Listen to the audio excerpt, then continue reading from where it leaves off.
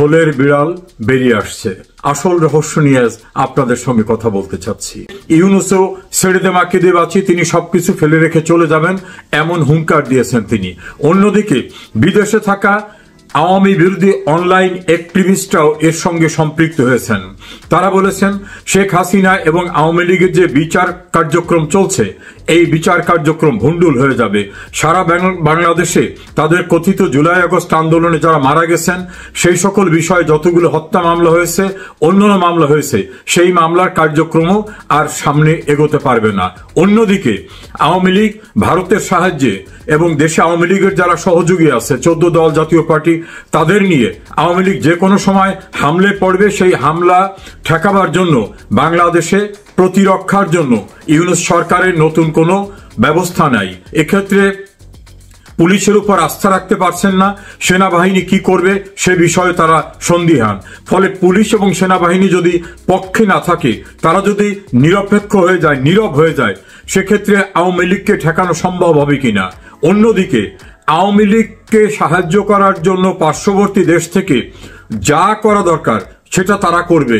এই পরিস্থিতিতে 2024 সালের 5 আগস্ট শেখ হাসিনাকে সরিয়ে তারা যে তাদের কথিত বিপ্লব, সেই বিপ্লব সম্পূর্ণরূপে ভণ্ডুল হয়ে যাবে। শুধু তাই না, সংবিধান ভঙ্গের দায়ে, রাষ্ট্রদ্রোহিতার অভিযোগে এই সকলে ভয়াবহ পরিস্থিতির মুখোমুখি হবে। এখন এই পরিস্থিতির মুখোমুখি হবেন নাকি সমঝোতা করবেন, এই প্রশ্নে তাদেরকে সমন্বয় করার জন্য নিউ ইয়র্কে নেওয়া হয়েছে। এবং সেক্ষেত্রে একটি দায়িত্বশীল সূত্র জানিয়েছে, সেক্ষেত্রে আমেরিকার একটি এজেন্সি গুরুত্বপূর্ণ ভূমিকা পালন করবেন। দেশের ভিতরে আওয়ামী বিরোধী যারা, আওয়ামী লীগের বিরুদ্ধে ডিজিটাল অনলাইনে খুব অ্যাক্টিভ যারা, সেই অনলাইন অ্যাক্টিভিস্টরা এবং এই যে 3 শিবির, তাদের সকলকে নিয়ে একটা চূড়ান্ত মেসেজ দেওয়ার চেষ্টা করা হচ্ছে ইউনূসের পক্ষ থেকে। নিজেরা বিরোধ করলে আওয়ামী লীগ এসে যাবে, আওয়ামী লীগ এসে গেলে আপনাদের কারো রক্ষা থাকবে না, আমাদের রক্ষা থাকবে না। ফলে জুলাই সনদ বলুন, অন্য যা কিছু বলুন, কোনোটা আর বাস্তবায়ন করা সম্ভব হবে না। বরং শেখ হাসিনা এসে গেলে ভয়ঙ্কর পরিস্থিতি হবে, কেউ রক্ষা পাবেন না। এ জাতীয় জুজুর ভয় দেখানো হচ্ছে। এই ভয়ে তারা একে অপরকে মোটামুটি ছাড় দিয়ে বৃহত্তর স্বার্থে আওয়ামী বিরোধী ঐক্যটা কিভাবে ধরে রাখা যায়, নির্বাচন করা, অন্যান্য বিষয়গুলো সারা, এইগুলি তাদেরকে বোঝানো হচ্ছে। এখানে একটি বিষয় প্রাধান্য দেওয়া হচ্ছে, শেখ হাসিনা এবং আওয়ামী লীগের গুরুত্বপূর্ণ নেতৃবৃন্দের যে বিচার চলছে, সেই বিচার শেষ করতে গেলে তো একটু সময়ের দরকার। সেই সময়টা this way that way allow করতে হবে। যদিও প্রধান উপদেষ্টার প্রেস সেক্রেটারি বলছেন পৃথিবীর কোনো শক্তি নেই যে এটা সরাতে পারবে, এটা কথার কথা, পরিস্থিতি শান্ত করার জন্য। কিন্তু প্রধান উপদেষ্টা এবং তার কিচেন ক্যাবিনেটের ডিসিশন হচ্ছে শেখ হাসিনার বিচার চূড়ান্ত না হওয়া পর্যন্ত নির্বাচন করা কোনোভাবেই বুদ্ধিমানের কাজ হবে না, সবার জন্য বিপদ হয়ে যাবে। বিএনপি দ্রুত নির্বাচনের পক্ষে হলেও এই প্রশ্নে বিএনপি নাকি কিছুটা নমনীয় হয়েছে, সেক্ষেত্রে কিভাবে কি করা যায়। অন্যদিকে এনসিপি এবং গণ অধিকার পরিষদ তারা একীভূত হওয়ার যে প্রক্রিয়া, সেটাকে এগিয়ে নেওয়া, দেশের কিছু কিছু এলাকায় তাদের শক্তিশালী সাংগঠনিক কাঠামো তৈরি করা, জামাত ইসলামীর কিছু প্রস্তুতি বাকি আছে, সেই প্রস্তুতি সম্পন্ন করা, সবকিছু মিলে বিএনপি ছাড়া অন্য যে গ্রুপটা রয়েছে আওয়ামী বিরোধী, তারা সময়ের আশা করছেন যে কোনো মূল্যে তারা সময় পাবেন। প্রয়োজনে তারা রাজপথ গরম করবেন, তখন ইউনূসের বলার সুযোগ হবে অস্থির পরিস্থিতিতে নির্বাচন করার মতো পরিবেশ নাই। এ সকল বিষয় নিয়ে নিউ ইয়র্কে খুবই গোপনীয়তার সঙ্গে বৈঠকের আয়োজন রয়েছে, যাদেরকে নিউ ইয়র্ক নিয়ে যাওয়া হয়েছে এবং কেউ কেউ নিউ ইয়র্ক থেকে বা অন্যান্য দেশ থেকে এসেও ওখানে অংশগ্রহণ করবেন। জানা গেছে শেখ হাসিনা বা আওয়ামী বিরোধী অনলাইন অ্যাক্টিভিস্টরা বিভিন্ন দেশ থেকে নিউ ইয়র্কে আসছেন, তারাও খুবই গোপনে, অতি সন্তর্পণে এই বৈঠকে অংশগ্রহণ করবেন এবং তারা বলবেন যে যদি তাদের সহযোগিতা, তাদের পরামর্শ নেওয়া না হয়, তাহলে তারা রিভোল্ট করবে, রিভোল্ট করে যা করা দরকার সেটা করবে। তখন কিন্তু এরা অনেকেই টিকতে পারবে না। বিএনপির ভিতর আরেকটি আতঙ্ক রয়েছে যে ডক্টর ইউনূসের নেতৃত্বে নির্বাচন হলে সেটা ডাকসু এবং জাকসুর মতো ঘটনা ঘটে যাবে কিনা। তাদের বদ্ধমূল ধারণা ভোটের মাধ্যমে ডাকসু এবং জাকসুতে শিবির সমর্থিত যে জোট, সেই জোট নির্বাচিত হয়নি। এটা একটা মেটিকুলাস ডিজাইন করে বাক্স আগেই বোঝাই করে রাখা হয়েছে, কাউন্ট সেন্টারে নেওয়ার আগেই বাক্স পরিবর্তন হয়ে গেছে। এটা তাদের দায়িত্বশীল বক্তব্য, দায়িত্বশীল সূত্রের বক্তব্য। যারা প্রার্থী হয়েছিলেন ছাত্রদল থেকে তারা প্রচন্ডভাবে ক্ষুব্ধ যে আমরা একটা বিক্ষোভ করলে আমরা যদি সামনে আনতে বলতাম তাহলে অনেক কিছু পাল্টে যেতে পারত, কিন্তু দলের পক্ষ থেকে এই মুহূর্তে এটা নিয়ে বড় ধরনের কোনো কনফিউশন কেওয়াজে যেতে রাজি না হয় তারা হতাশ হয়ে পড়েছে। ফলে ছাত্রদল কার্যত একেবারে মুখ থুবড়ে পড়েছে।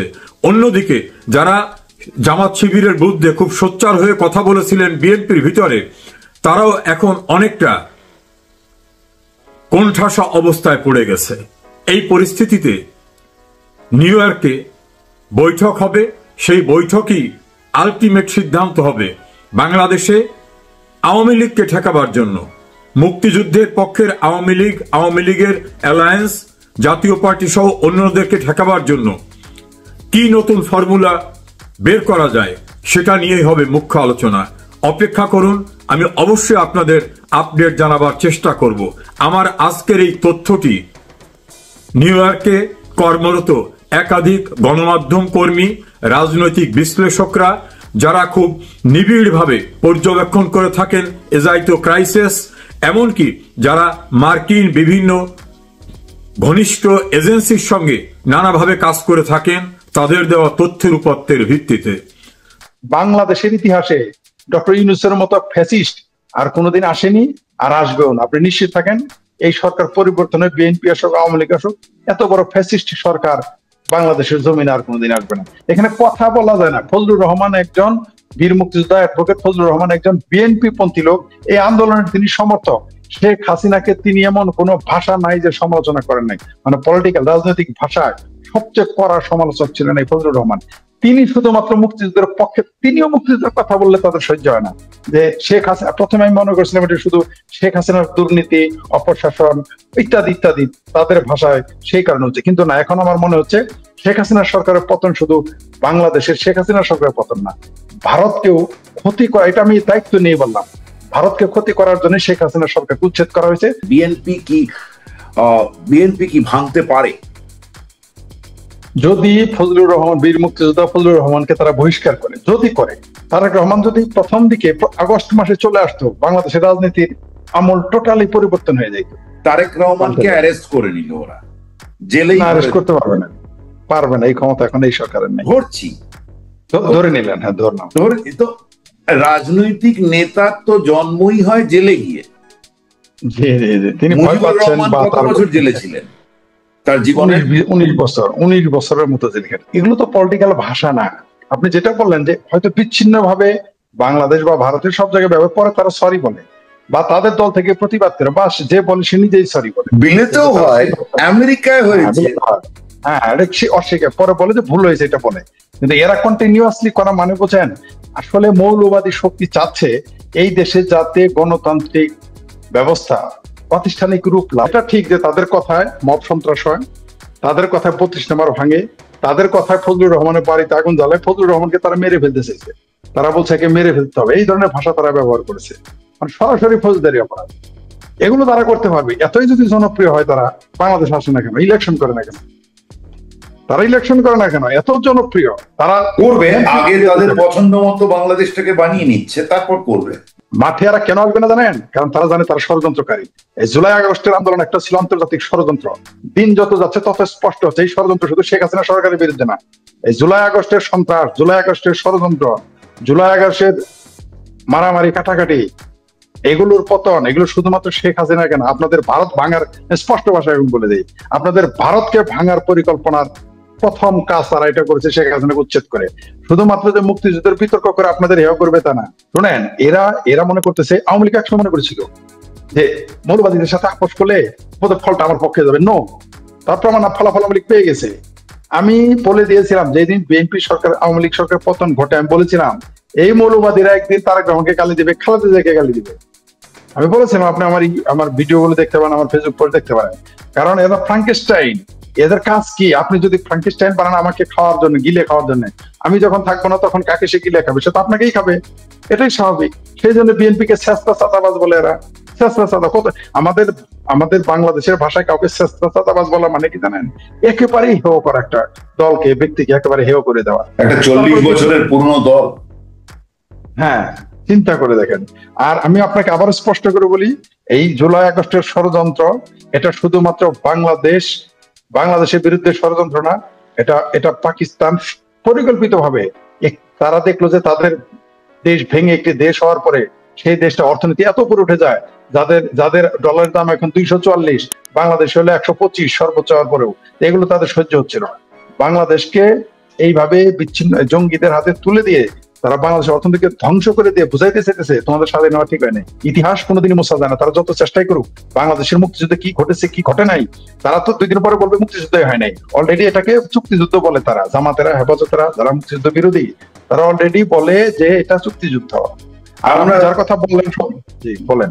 হ্যাঁ, আমরা ফিরে আসি একটু।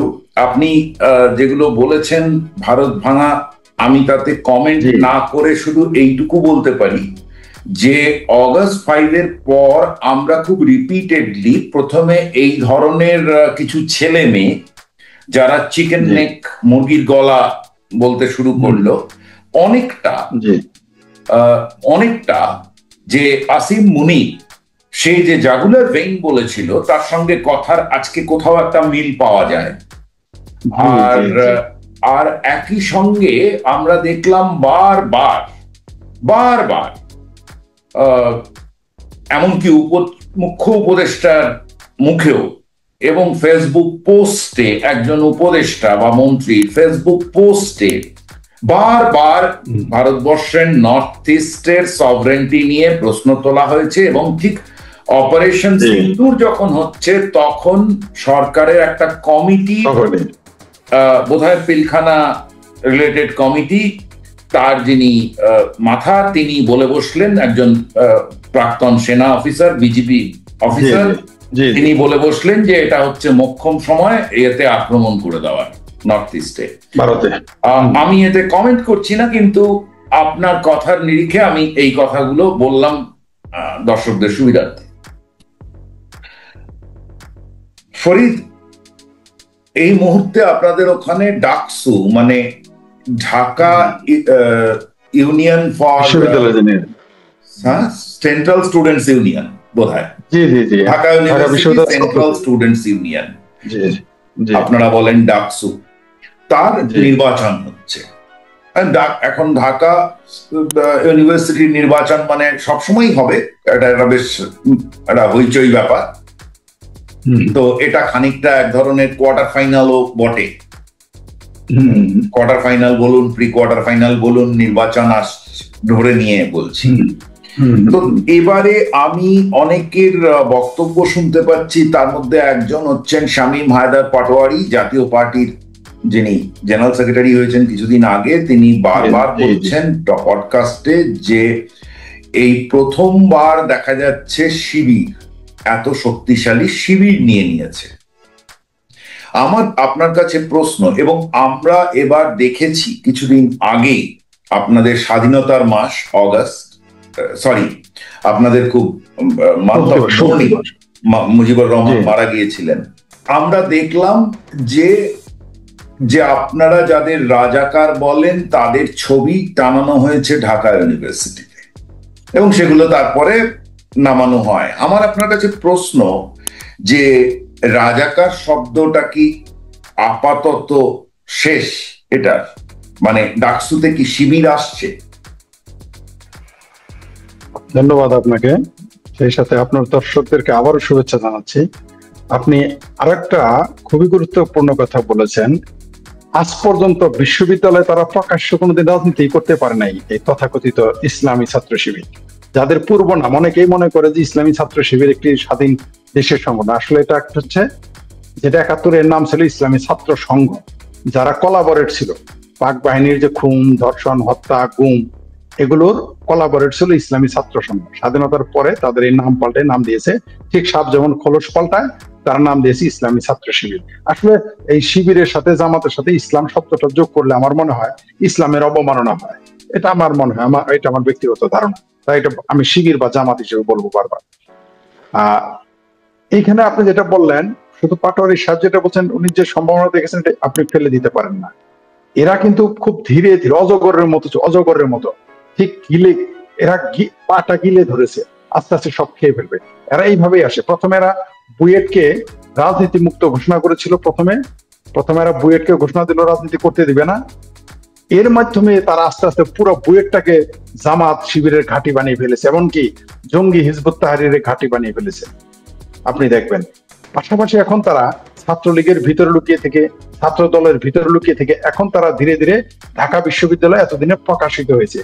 যেদিন শিবিরের সাবেক ক্যাডার নিয়াজ খানকে ঢাকার ভিসি বানানো হয়েছে, আমরা তখনই বুঝে ফেলেছি যে শিবির এখন আসবে। অথচ এই 90-এর আন্দোলনের পরে, 90-এর গণ অভ্যুত্থানের সময় চুক্তি করা হয়েছিল যেখানে কোনো মৌলবাদী সংগঠনকে জায়গা দেওয়া হবে না, তাদের রাজনীতি করতে দেওয়া হবে না। সব ছাত্ররা সেখানে, সব ছাত্র সংগঠনের নেতারা সেখানে স্বাক্ষর করা আছে, এখনো সেটা বাতিল করা হয়নি।